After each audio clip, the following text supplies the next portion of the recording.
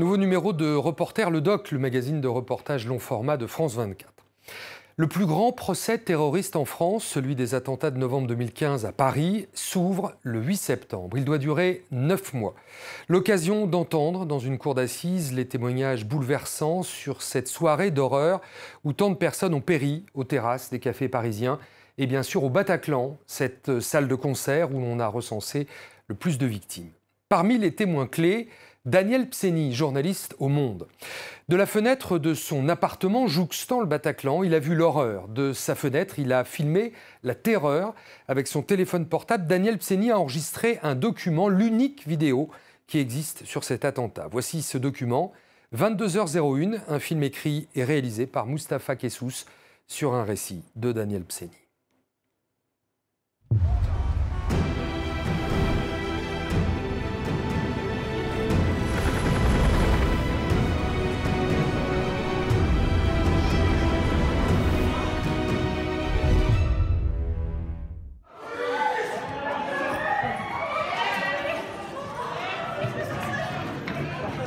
Qu'est-ce qui se passe?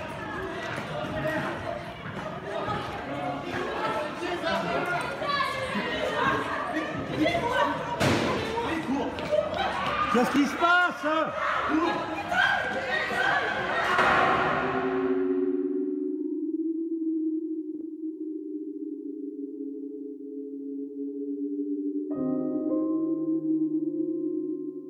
Il y a quelques années, j'ai fait un voyage à Jérusalem en souvenir de mes parents et de mes grands-parents. Je me rappelle que la vieille ville baignait dans une belle lumière sauvage.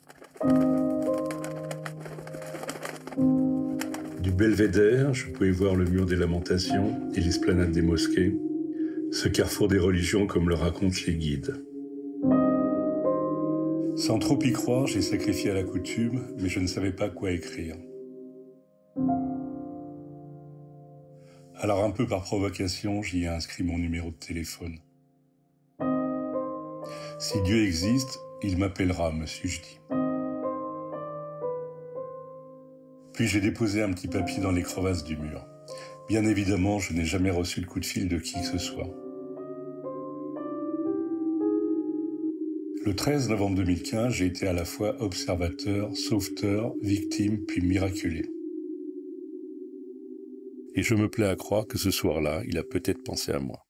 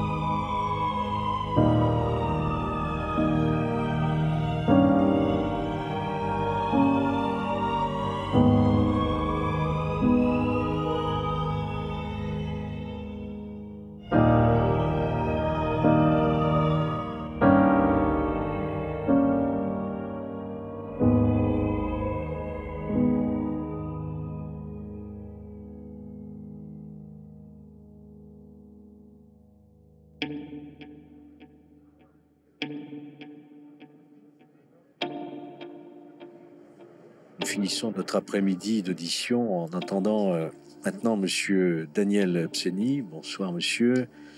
Vous êtes journaliste au Monde.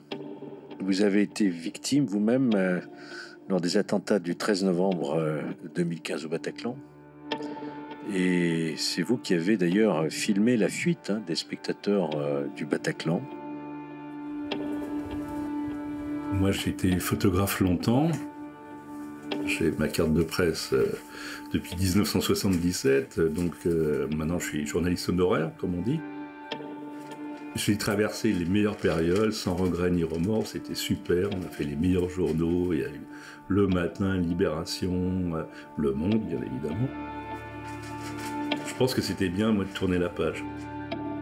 Alors, ça se tombait avec cet événement absolument tragique, mais En tout cas, il y a une concordance des temps et qui m'a poussé à tout ça.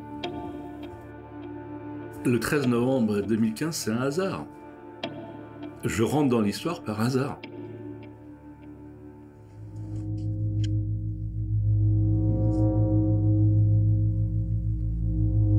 Ce 13 novembre, je devais aller à la Maison de la Radio écouter un concert de musique de film, parce que j'aime beaucoup ça. Et puis, pour X raisons, j'ai renoncé, et donc je suis rentré travailler un peu ici, me reposer, c'est un vendredi 13. Sarah, ma femme, n'était pas là, elle était retournée à Budapest, j'étais tout seul à Paris. Il y avait ce film avec Jean-Hugues Anglade que je voulais voir. La cible est verrouillée. C'était une histoire de flic, repenti. Vous m'entendez? Personne ne bouge. Et donc, je le regardais d'un œil, en fait. Négatif, personne ne tire. Et puis, bon, à 10h moins 20, j'ai entendu comme des coups de feu, enfin des coups de pétard. En entendant ces bruits, je pensais que c'était dans le film.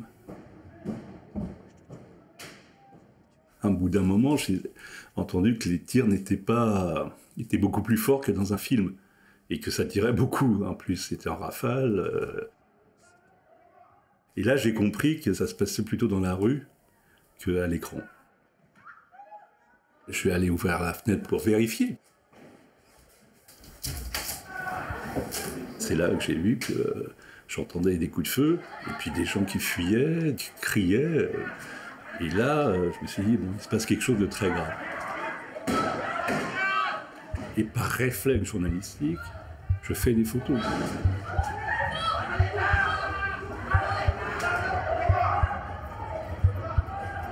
Au départ, je pense que c'est un règlement de compte dans le Bataclan. Qu'un mec a sorti un pistolet, a commencé à tirer, et que bon, tout le monde a fui, bien évidemment, de panique. Bon, en voyant que c'est ça, je téléphone au journal, et en fait, j'avais que le numéro de Benoît Hopquin, un des rédacteurs en chef du Monde, et je lui dis, écoute, là je suis chez moi, il se passe quelque chose de très grave au Bataclan. Et c'est là où il me dit, il y a eu déjà plusieurs fusillades dans Paris. Je me suis dit, je filme là. Qu'est-ce qui se passe? Qu'est-ce qui se passe?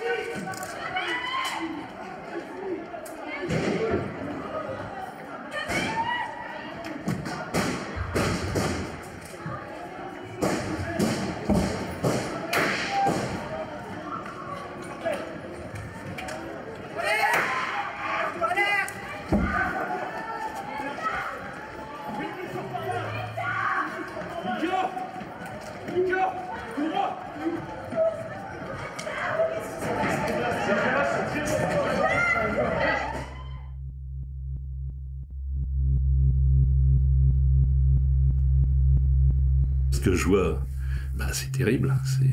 Moi, j'ai jamais vu, hein. Jamais vu ça. C'était la première fois que je voyais ça. C'est extrême. Quand tu comprends que c'est très grave, t'as cette illusion de la protection. T'es derrière l'écran et tu te sens protégé. À un moment donné, je suis à la fenêtre et il se passe plus rien. Je vois des gens étendus devant la porte du Bataclan, des téléphones qui scintillent, sûrement des blessés qui essayent d'appeler ou des morts parce qu'ils ont sorti leur téléphone par réflexe. Mais il n'y a plus de tirs, il n'y a plus de cris.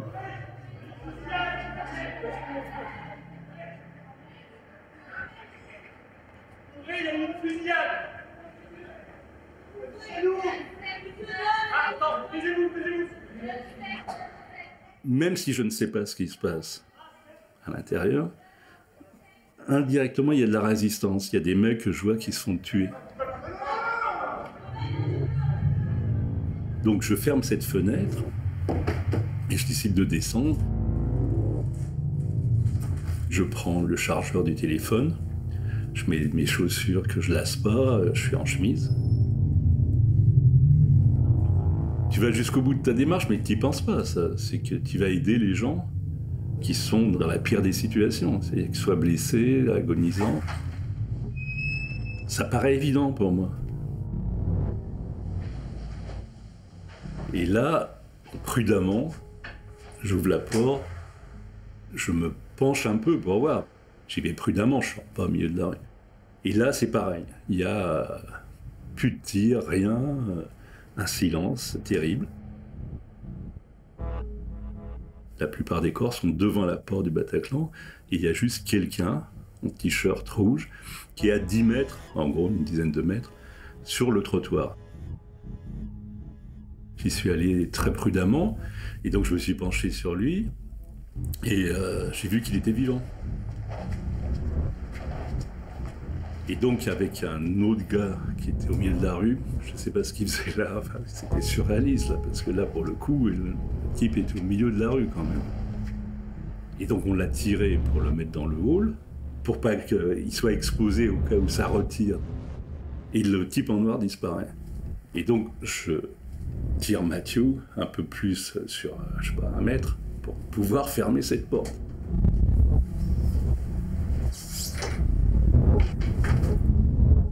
Comme c'est calme, je rappelle Benoît pour lui expliquer voilà ce qui se passe, que j'ai sous les yeux. Une dizaine de corps, enfin, des gens qui ont fui par la porte par dizaines, voire centaines, mais il y a des morts, je lui dis. Et là, une grosse brûlure sur le bras. Mais le téléphone tombe par terre dans le hall. Je ne sais pas pourquoi, je perds mes chaussures. Et je comprends que là, j'ai pris une balle. Et bon, le sang qui pisse, je suis conscient, mais quand même, comme quand on a pris sûrement un coup de poing, enfin quelque chose, on est secoué. Et je dis, bon, si je tombe, je suis mort. Si je reste debout, c'est que je suis vivant.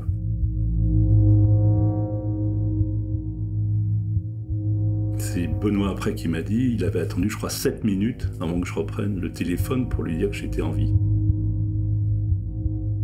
Mais sur le moment, c'est de sauver sa peau, c'est de se dire, bon là, je suis vraiment blessé, pris une balle, il faut vraiment que j'aille à l'hôpital. Et comment? Comme ça pissait tellement de sang, j'ai enlevé ma chemise et je me suis fait un garrot. Tu fais comme tu peux avec les dents, avec l'autre main, enfin bon, tu te débrouilles, ça c'est clair. Et là, bon, je me suis dit, je vais appeler mon voisin Bruno et Estelle, qui habitent au 4e, pour qu'ils viennent m'aider.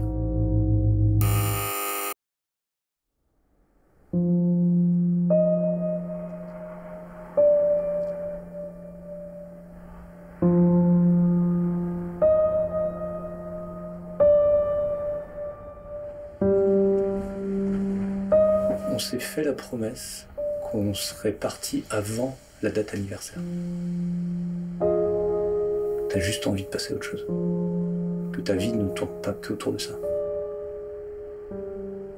Bruno avait vraiment beaucoup de mal. Il me disait qu'il n'en pouvait plus de ce passage. Je crois qu'aujourd'hui encore, quand on y retourne, il préfère éviter. Il revoit des choses que moi je vois pas. J'ai pas vu de mort de près, j'ai pas vu des images qui lui l'ont choqué.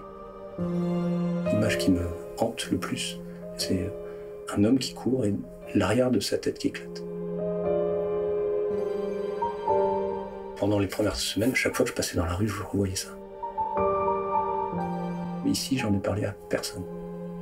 Et je pense que c'est ce que je voulais en fait, c'est ce que je cherchais en déménageant à l'étranger. J'oublierai jamais, hein, mais c'est en train de passer du traumatisme au souvenir.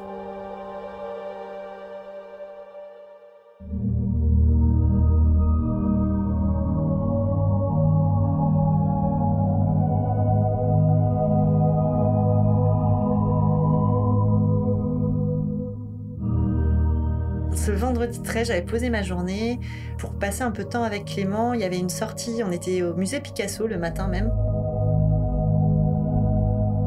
Elsa, notre fille aînée, était en classe cuisine avec l'école, donc elle devait rentrer le samedi.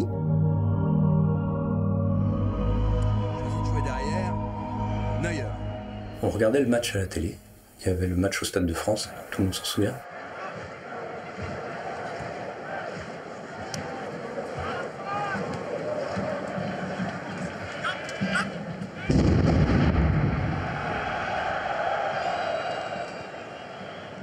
Et là, déflagration pendant le match de foot, enfin explosion.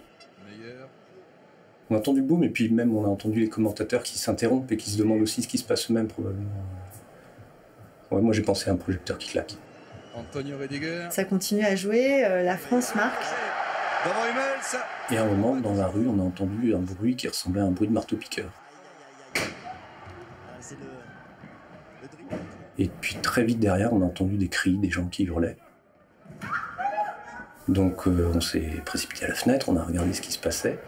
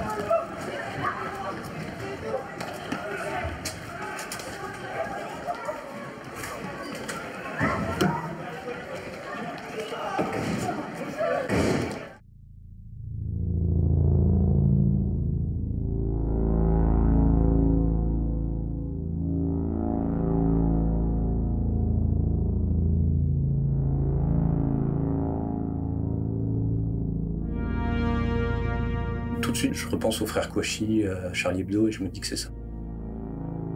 Et Charlie Hebdo, c'est 3 rues plus loin. On comprend que c'est un attentat.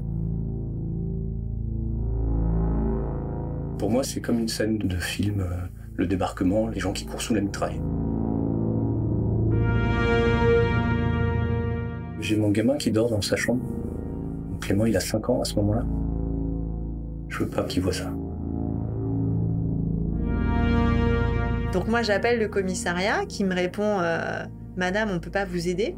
Et donc là je dis non mais il y a des tirs là au Bataclan. Madame, il y a des tirs partout dans Paris. Et là il y a des tirs au Bataclan. Au Bataclan, vous êtes sûr? Je dis mais oui, j'habite au-dessus, je les vois là, les gens sont en train de courir dans la rue et là je l'entends dire ça tire au Bataclan.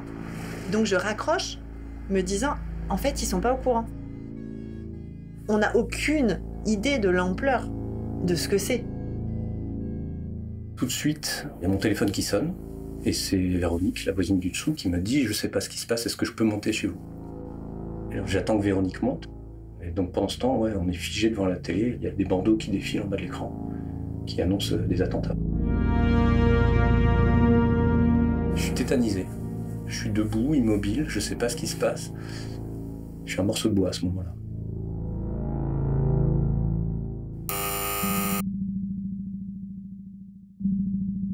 Je sursaute. Et c'est Estelle qui décroche. Ouvrez-moi, je suis blessée. J'ai demandé c'est qui. Elle dit mais c'est Daniel, je suis blessée, venez m'ouvrir. Et je raccroche et je dis putain, il y a Daniel qui est en bas, qui est blessé. Faut que je descende. Je réfléchis pas, hein, c'est très instinctif. Et là, je prends peur. Parce que pour le coup, c'est un contact direct avec l'extérieur, c'est quand même une situation assez angoissante. Et j'étais mort de trouille.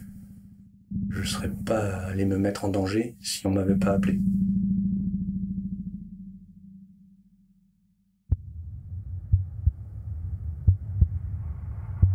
Quand j'arrive en bas, je vois donc Daniel qui est debout, qui se tient le bras, et à ses pieds, un homme qui est face contre terre et qui est dans un bain de sang. Vraiment, il y a du sang partout.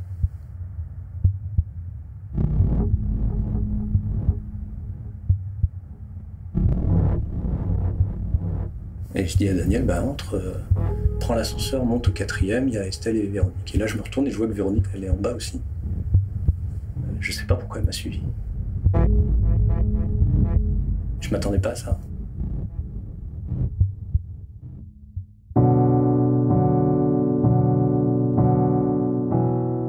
Dans le passage, moi j'y étais depuis environ 15 ans.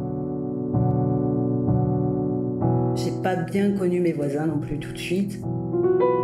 On s'est vraiment connus sur la soirée en fait, dans des drôles de circonstances. Moi j'avais du mal à parler du Bataclan en fait. Je parlais d'autre chose, mais pas du Bataclan. Quelque part j'ai été touchée, pas physiquement, mais il n'y en a pas que dans la vie, quoi. Paris était devenu compliqué à vivre pour moi. Pendant 2 ans, même s'il y a eu un suivi psychologique, il fallait que je rentre avant la nuit. Ça m'angoissait d'être à l'extérieur la nuit. Et ça, le fait d'être reconnue victime, ah oui, a eu son importance pour la reconstruction.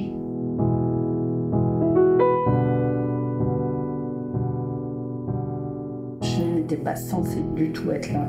Quelques heures avant, j'étais à l'étranger. Et je ne devais pas rentrer.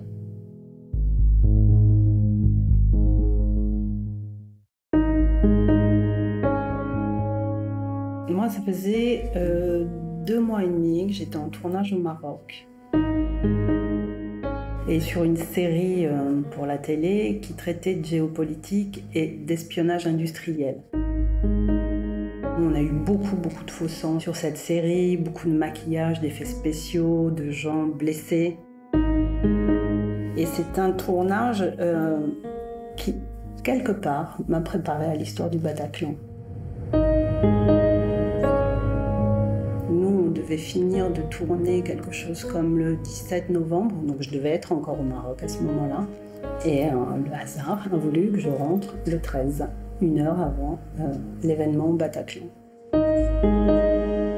Et c'était très étonnant parce que voilà, après j'arrive au Bataclan et je revois exactement la même chose et là c'est plus du faux. Il y a eu quelque chose comme ça d'un peu particulier où ce que je voyais, je pouvais quelque part, mon cerveau l'accepter. Accepter ce que j'étais en train de voir, puisque je l'avais déjà vu auparavant.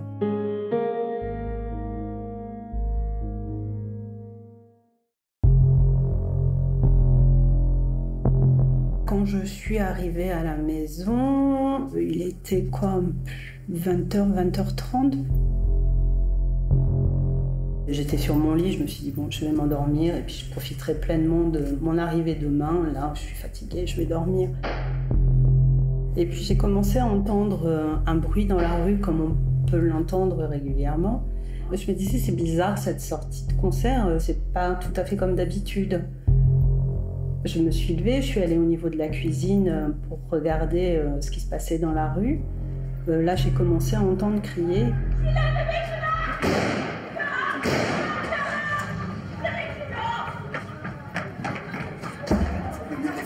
Oscar!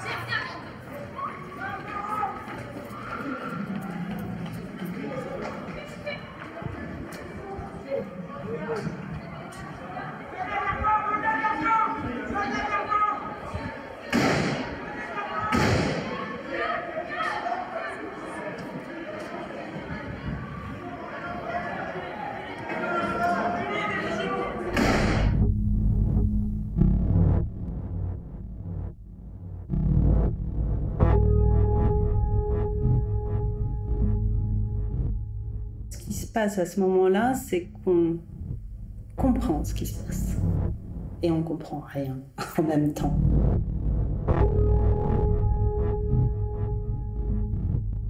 Moi, je me suis retrouvée recroquevillée en protection parce que, ne sachant pas ce qui se passait vraiment dehors à l'extérieur, je me suis retrouvée comme ça à me protéger et j'ai entendu la voix de Bruno en haut. Et donc, je l'ai appelé. Du moment où moi, je me suis mis dans l'action avec Bruno quand on est descendu, à partir, moi, de ce moment-là, la sensation que j'ai eue, c'était plus moi, quoi. On sent que la réflexion se focalise que sur une chose, aider ceux qui souffrent.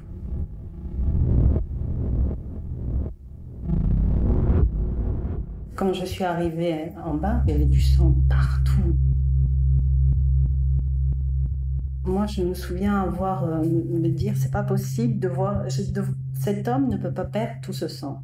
Un homme n'a pas autant de sang, c'est pas possible pour moi. Donc ils sont montés tous les deux et je me suis retrouvée toute seule en bas avec monsieur là, qui avait la face contre le carrelage, il y avait du sang partout. Il avait une jambe complètement abîmée, avec une grosse mare de sang. Et je lui ai mis la main sur l'épaule et j'ai un peu pressé quand même pour voir s'il réagissait, parce qu'à ce moment-là, il n'avait pas du tout réagi. Et puis, il a un peu bougé, il a un peu grogné. Et puis, je lui ai dit un truc très particulier. Ça, je m'en souviens, j'ai dit, t'as l'air vachement sympa, toi. Tu vas passer la soirée avec nous. Quand je redescends, à ce moment-là, je croise Véronique qui, elle, remonte. Je dis, monte au 4e, il y a Daniel. Et donc, quand j'arrive en bas, c'est grand allumé parce qu'il y a la lumière automatique. Et je me dis, si le ou les tireurs sont dans la rue, ils vont voir la lumière et ils vont venir. Et donc, je dis à Mathieu, il ne faut pas rester là, il faut qu'on se cache. Je pense que lui, à ce moment-là, se sait à l'abri.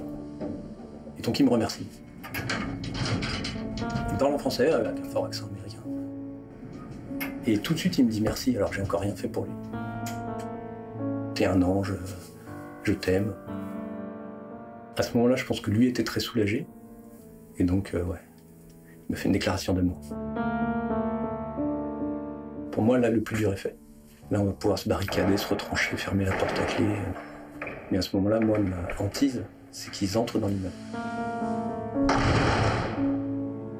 Nous, on essaye d'appeler les pompiers, on essaye d'appeler le SAMU, on rappelle les commissariats, ils prennent l'adresse, ils prennent nos noms, ils disent qu'on est passage Saint-Pierre-Amelot, 14.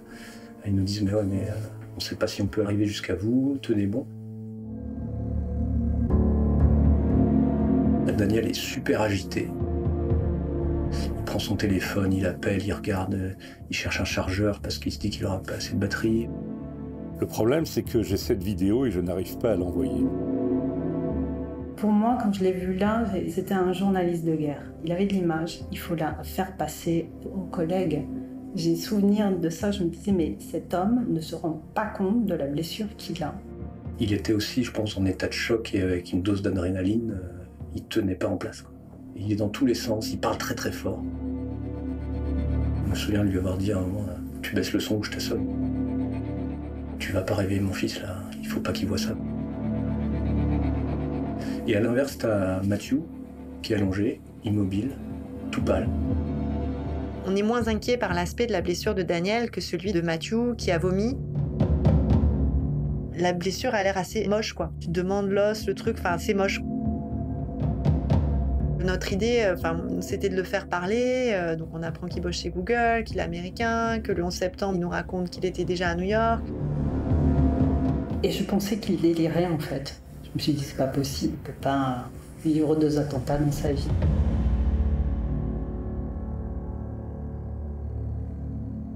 Et à un moment donné, là, vers 11h, j'ai commencé à sentir que tu faiblis, quoi. Enfin, je faiblissais physiquement, toi, t'as plus la même... T'es plus lent, quoi, disons. Et là, je me suis dit, purée, là, ça sent mauvais. Je me souviens, il m'a dit, Estelle, mais je peux pas crever, il faut que je te dise un truc.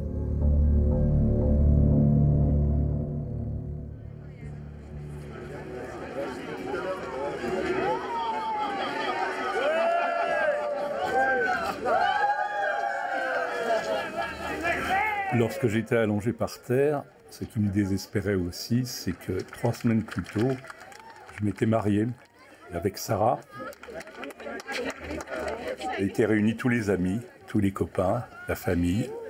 Il y avait mon fils Élie qui était venu, c'était très émouvant. Et je me disais, mais comment je vais faire? Je me suis marié et je vais mourir.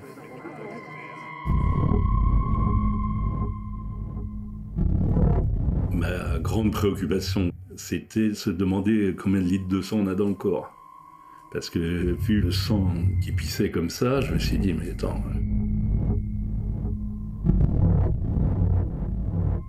Si j'avais su que c'était que Silly, j'aurais paniqué. Parce que Silly, ça part vite, quoi. Donc moi, j'ai voulu passer mon pouce et lui faire un point de compression sous l'aisselle, en fait. Et quand j'ai mis mes 2 pouces, je me souviens, sous son bras, et j'ai senti mes doigts rentrer dans sa blessure à l'arrière.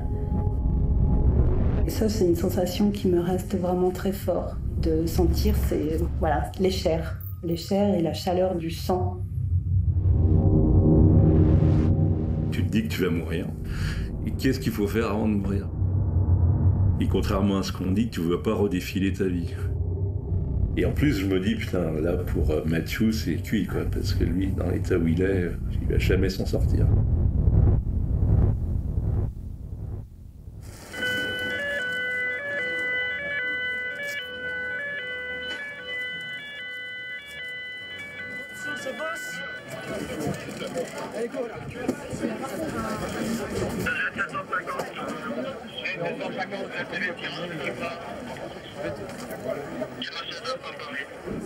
Élie, ce soir-là, mon fils, était à côté du cercle d'hiver devant un match de foot, la France-Allemagne.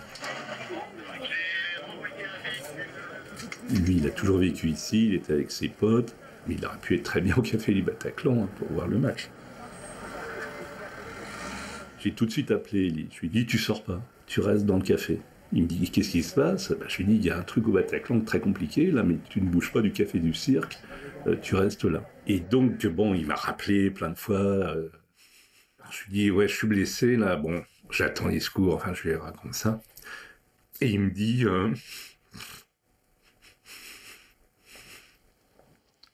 papa, pars pas.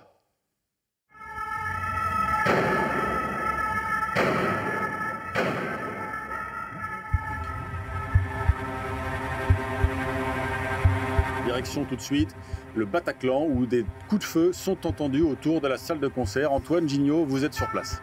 Oui, des rafales de Kalachnikov et deux énormes détonations il y a quelques minutes semblables à des explosions de grenades. Ça s'est passé à quelques dizaines de mètres d'ici. En parallèle, vous entendez derrière moi encore quelques détonations, notamment dans les rues qui sont à l'arrière du Bataclan, dans la direction du cirque d'hiver. À un moment donné, c'était juste à minuit, donc ça faisait quand même 2 heures qu'on était là-haut. Hein. Là, il y a eu l'assaut, enfin on a entendu, les volets étaient fermés, mais on ne voyait pas. Hein. On a entendu le bruit, et là, les murs tremblaient. C'était des tirs, enfin des bruits de calage, de tout, enfin ça pétait de tous les côtés.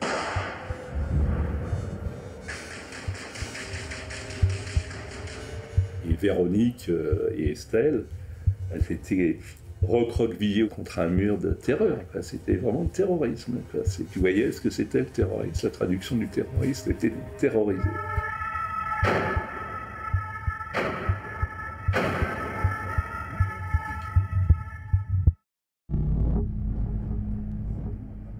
Pour moi, si j'ai survécu à l'entrée de l'immeuble, je vais pas mourir là. On sait que les policiers sont là, on entend les sirènes, on entend les explosions, et puis à un moment, plus rien. Donc on attend un peu, et à un moment, je rouvre la fenêtre, et là, je vois un cordon de policiers. Et donc là, je les appelle. Donc pour me voir, ils me braquent. Donc là, je suis comme un con, les mains en l'air. Et je leur dis, on a des blessés ici dans l'appartement.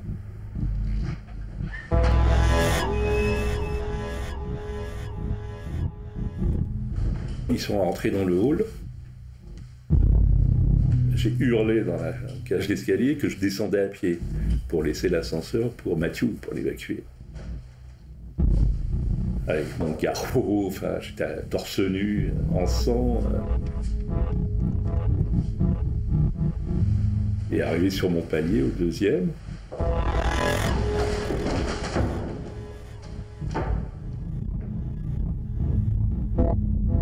Et je lui dis, attendez, là je suis blessé. Il pensait que j'étais soit un sniper ou un terroriste qui fuyait, qui était sur un toit, enfin... Et là, ouais, c'est l'absurdité totale. C'était une grande panique quand même, personne ne savait ce qui se passait.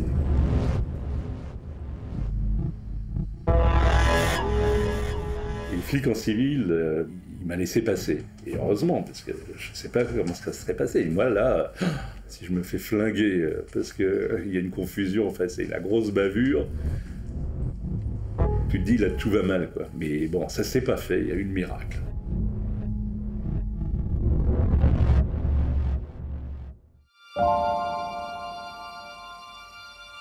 À ce moment-là, je suis sorti de l'enfer. Mon destin m'appartient plus, enfin, d'une certaine manière. Bon, là, je suis entre les mains des médecins. Ils me précisent simplement que j'ai tous les nerfs brûlés, que ça a fait un effet blast dans mon bras. Et puis, quand j'ai été un peu plus réveillé, je sortais un peu de l'anesthésie, je dis, Mathieu, qu'est-ce qu'il est devenu? Parce que j'avais pas de nouvelles, je savais pas du tout ce qu'il était devenu. Le destin fait qu'il était à 2 chambres, enfin on était à côté. Et là on s'est retrouvés, je suis allé le voir, parce que moi je pouvais marcher.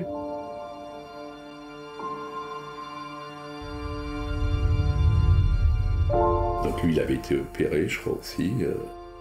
Et donc on s'est un peu raconté, on se connaissait absolument pas. Il m'a raconté comment il s'est extirpé de la salle, parce qu'il avait un tas de gens sur son dos, enfin au-dessus de lui, il était blessé. Il essayait de sortir, et dans son idée, c'était, bon, il ne pouvait pas marcher, mais surtout qu'il y avait beaucoup de monde sur lui. Sur la porte de secours, il y a un petit renfoncement, et donc tu peux t'accrocher. Et donc il a mis ses doigts, visiblement accrochés, et par la force du désespoir, il a tiré malgré les mecs qui étaient sur lui. Il s'est déchiré tous les muscles du dos tellement il a tiré. Et il a réussi à s'extirper de ça. Il a roulé sur le trottoir d'en face, pour pas être dans la masse.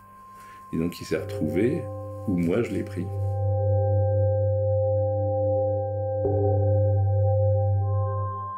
La boucle est bouclée. En fait, elle n'est pas bouclée parce que démarre autre chose qui m'échappe là totalement, c'est le côté média.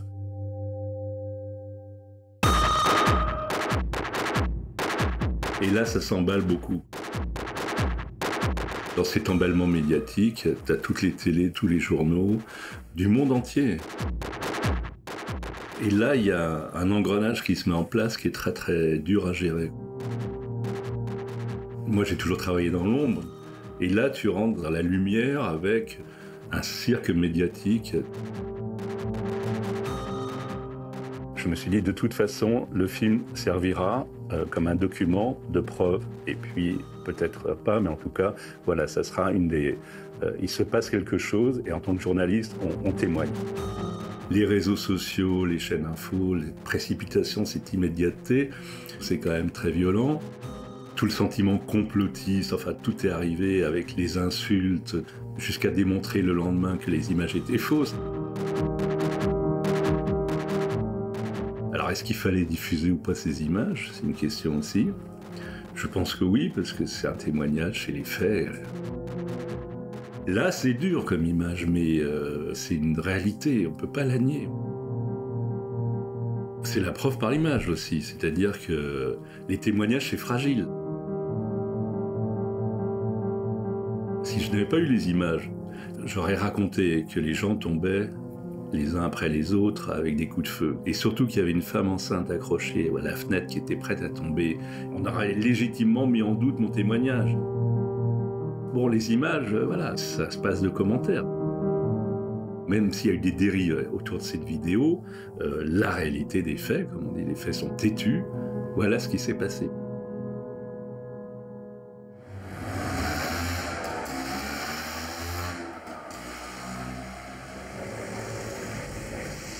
Moi, je n'étais pas dans la victimisation. C'est-à-dire, je ne me considérais pas comme une victime. Je m'en étais sorti miraculeusement et bien, plutôt bien, donc tant mieux. Et donc, je continuais ma vie.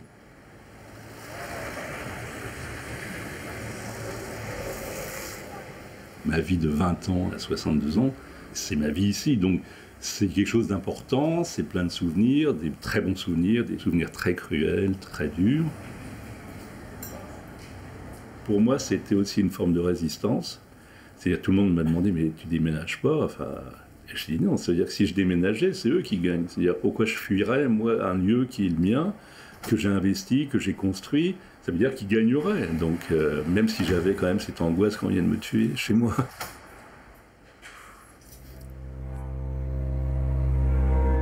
Et moi, mon angoisse, qui remontait souvent, c'était qu'effectivement j'ouvre la porte de chez moi et qu'il y a un tueur qui me tue. Et ça m'a poursuivi assez longuement. C'était difficile, mais c'était au fait de tout ce que j'avais pu accumuler pendant cette soirée, du voisin qui pensait qu'il y avait un tueur qui allait venir dans le hall et nous abattre. Et donc ça a dû travailler et tout ça. Et effectivement, il y a eu ce traumatisme, bon, qui n'existe plus maintenant, mais qui était je vais me faire tuer. J'ai tous les nerfs qui sont brûlés. J'ai 2 doigts que je sens plus. Ça fait mal, quoi. Ça pique, comme si tu étais en permanence piqué par des milliers d'aiguilles dans les 2 doigts.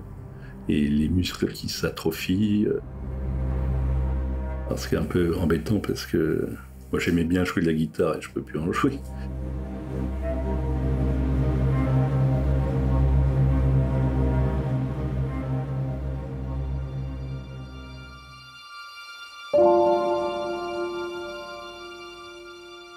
Ma vie, elle a changé le 13 novembre parce qu'il s'est passé un événement fondamental. Et je quitte ici, non pas à cause du 13 novembre. Le 13 novembre fait partie de mon appartement, dans la tragédie où il y a eu quand même des grands bonheurs. C'est une vie, hein, tout le monde vit aussi, avec ses hauts et ses bas, et ses choses belles et moins belles.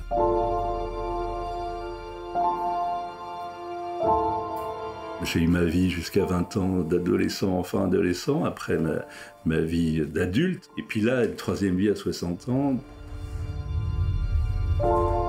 Je me suis remarié, j'ai un enfant. Quelle chance! Il y a des traumatismes, bien évidemment, mais quelle chance! Je m'en sors pas trop mal.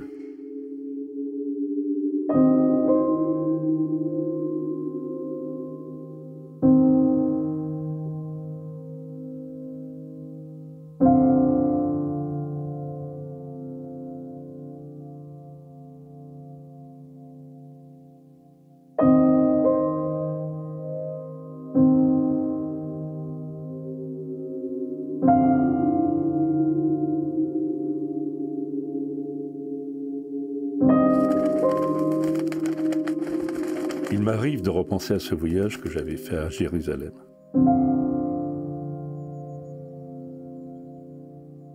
J'avais sacrifié à la coutume en déposant un mot sur lequel j'avais inscrit mon numéro de téléphone portable.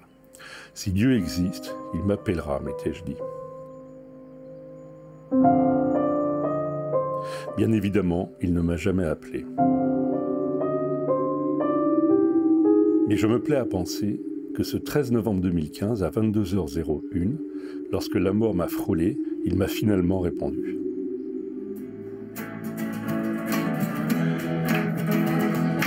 Please allow me to introduce myself. I'm a man of wealth and taste. Been around for a long, long years. So many men sold away.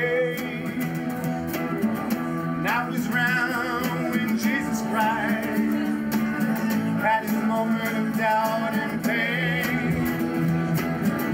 They damn sure that Pilate wash his hand and seal his face. Please make you up to get my name. Oh, yeah. It was early.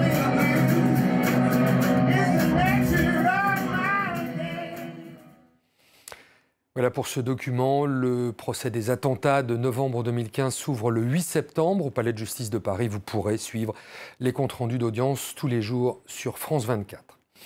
C'est la fin de ce magazine. On se retrouve la semaine prochaine pour un nouveau numéro de Reporter.